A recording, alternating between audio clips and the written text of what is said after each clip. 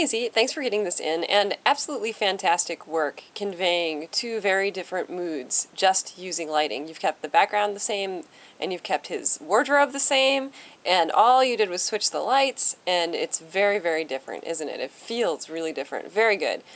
Very thorough contact sheets. Thank you for giving me your exposure settings. Best case scenario, you give me your ISO and your focal length lens that you were using at the time as well, but I know it's tight, so always prioritize the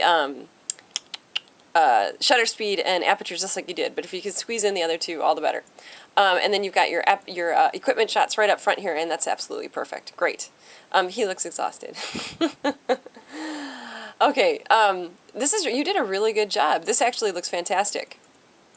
For this assignment, I've been finding myself telling people quite frequently, oh, you know, make sure that you keep your subject far enough away from the background so that the background is out of the depth of field so we don't see any kinks or wrinkles, kinks in papers or wrinkles in fabric.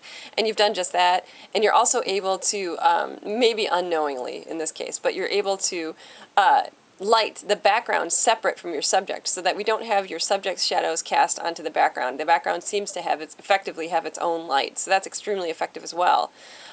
These just look great, and your compositions are all great. You know, you don't have any awkward, oversized negative space anywhere, and the negative space is, in this case, evenly lit, which feels very good. In some cases, there's a gradient, and that's just fine. Gradients are beautiful as well. It's an extremely aesthetically addressed image. And you know, this right here, if he ever needs a headshot, this is a great headshot because you can crop this any way you want and it's going to look good. I mean, this is really a fantastic photograph. I only have one tiny bit of photographer's advice for you. So when you're shooting somebody who's wearing a uniform and has a billed hat, which we do, actually, we find ourselves as photographers more often than we would expect, shooting somebody in uniform.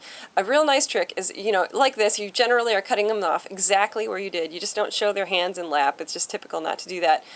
Put a big white piece of foam board on their lap, and that's going to bounce light right back up into there. And so that we won't have as dark a shadow underneath the bill like we do here. That's it. That's the only photographer's tip I have for you. I think you nailed this assignment. You achieved the objectives exactly.